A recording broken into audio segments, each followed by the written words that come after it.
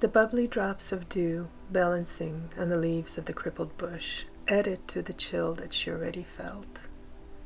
She was curled up underneath the gnarled branches, shivering in her nakedness.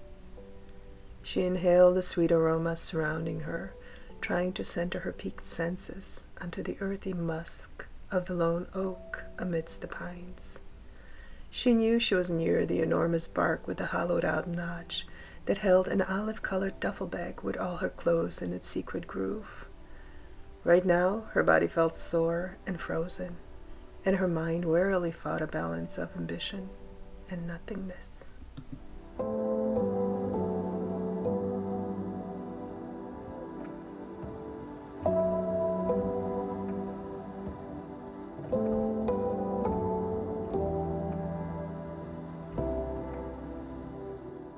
In her mind, she felt it was too much effort to stand up and zoom in on the location of the ancient oak.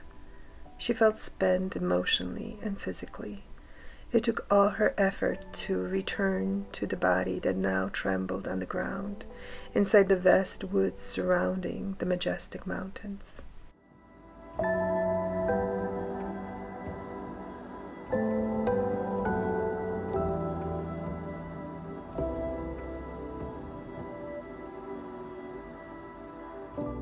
The canopy of the trees, pierced by the light of the breaking dawn, swayed with the movement of the gentle wind. There was a scurry of small furry animals nearby. She listened to the subtle sounds her ears were picking up. The lone dragonfly buzzed by her face.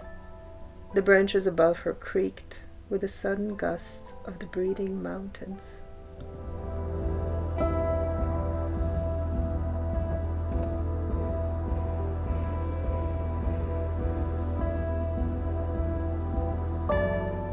She could almost distinguish the sound of the moaning crevices from the singing mountain tops, welcoming the first rays of the sun. She broke through the darkness that held onto her soul and forced herself to stand tall, stretching out her arms toward the sky as she arched her back in the sun salutation pose and then bent toward the earth, with her fingers digging into the soil, offering her gratitude for this present moment.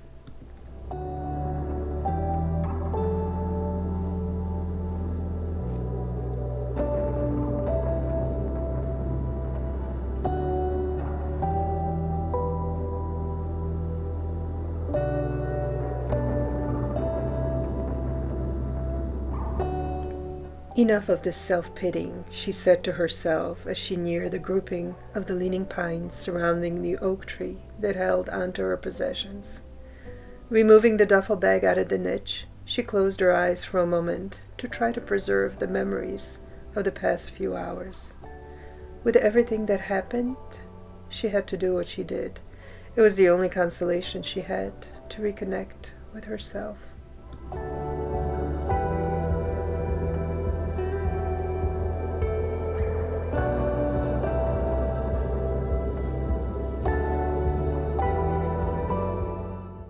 The hike to her car was going to take her a couple of days. She filled her empty water bottle by the river snaking around the path, ate a protein bar, and zipped up her dark green parka to keep the chill out. Her phone lay at the bottom of the bag, still dead, the external battery not connected. She did not need its GPS today or any other day. Her sense of direction was always great, but after her night, everything was heightened.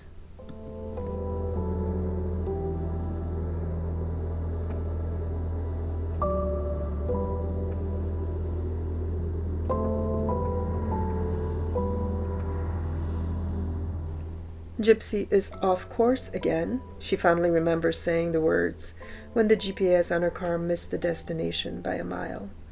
Her inner sonar worked just fine, even when she struggled in her aging body. She smiled to herself as she pulled the hood of the parka over her damp black hair. That smile faltered as other memories pushed close to the surface. This very moment was her escape from the reality she grew up with. She succumbed to her hunger, and she felt good about it. It was worth the risk, even though she took every precaution to avoid the possibility of discovery.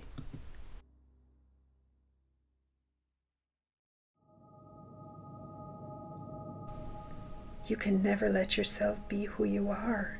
Her mother whispered in her ear so many times that her words rooted themselves in her very being. Who did she become? She wondered when her world came crashing down around her. Who was she? She fought a battle inside her that her mother was always able to calm. You can never let yourself be who you are. It will destroy us. Us? She focused on that one word.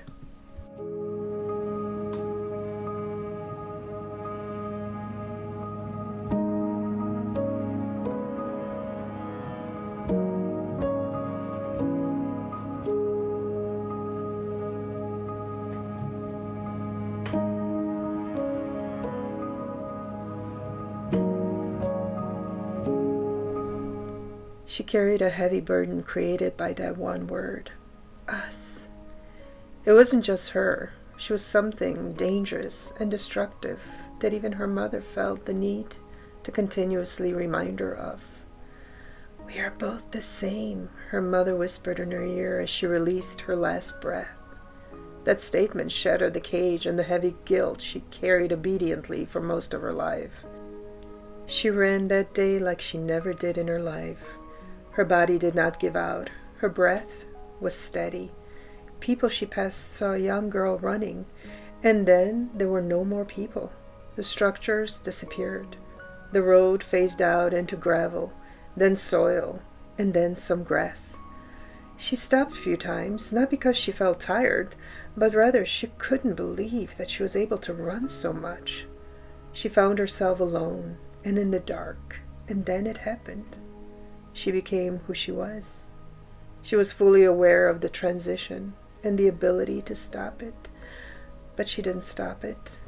In her grief, she didn't care who might witness who she really was.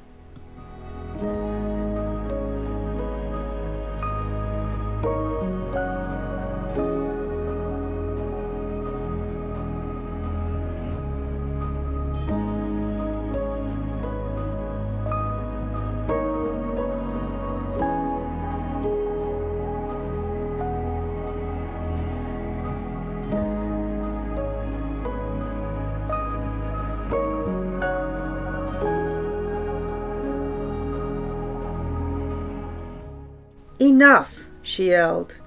It is starting out to be a beautiful day, she said out loud. Be in this moment. The rebel inside her took firm steps in maneuvering the uneven trail she took few nights before. She broke all the rules that were programmed for her. It felt good to follow her inner voice. Her black SUV with the white top was parked off-road, squeezed underneath a low pine tree bridge. The tank was full. Her special bag, stuffed with all her supplies, rested hidden underneath the spare wheel in the back. She closed her eyes. Today was the first day of the rest of her life. She had to think hard where she wanted to go, and so she waited in the solitude of the trees just at the north edge of the woods. A grating cow broke through her reverie. She smiled and gazed at the dark feathered form sitting on the open window of the passenger door.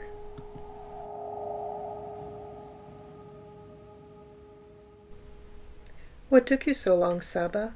Met up with your old friends? She asked the crow that jumped on the stand attached to the seat. The bird ruffled her feathers, squawked, and lifted its leg precariously. Finally, stabilizing herself on the makeshift perch, she stuck her head under her black wing, completely ignoring the questions. Where to, Saba? She did not wait for the crow to reply. She was home. She planted her roots in every place she ever lived in since being on her own. Her time living in a house or an apartment always lasted less than a month, but it did put a memory tag in her heart. Now this car was her home, and the black bird dozing next to her was her closest companion.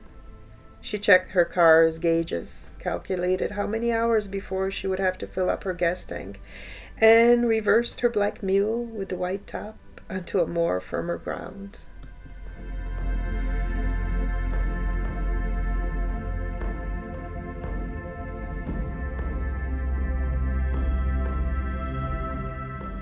40 minutes later, and about 20 hours closer, she was on asphalt road, heading toward her next destination. Her body felt rested, and her mind felt sharp. She was determined to drive all the way through with minimal stops.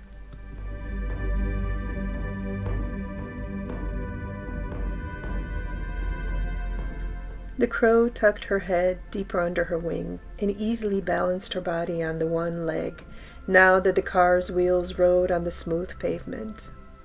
For a brief moment she felt alone again, and the ache in her heart choked out a sigh.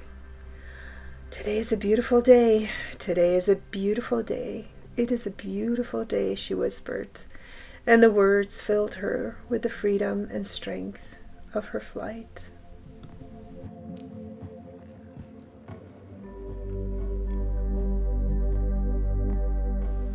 As her car radio picked up the signal of the local stations, she searched for music that would balance her calm, and then she heard the words, "Well, I guess we have to report some UFO sightings that some of our residents called in a few nights back."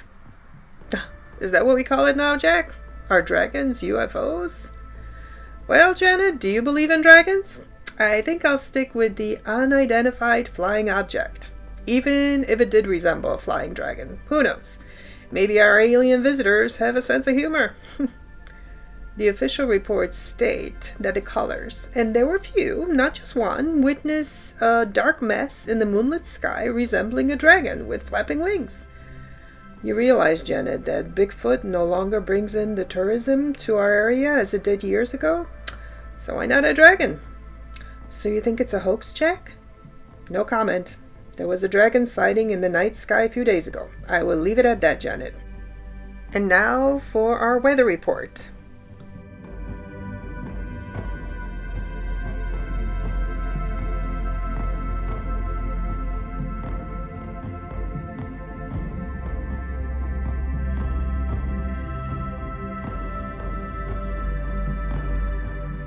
She turned the knob to another station. Jazz music filled the interior of the car. She smiled. "Well, Saba, what's not to love about small towns with their Bigfoot stickers and signs?" The black form did not reply. "Well then, on to the next town with tall trees and vast spaces to visit more of your friends." And the black SUV with the white top smoothly blended into the roadway's traffic on I-39.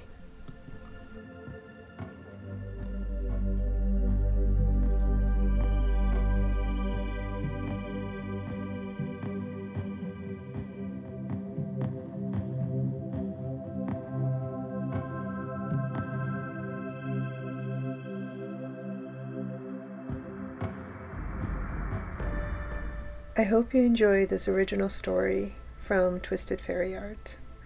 If you would like to hear more, please subscribe, share, hit a like, and add a comment below. Thank you for listening.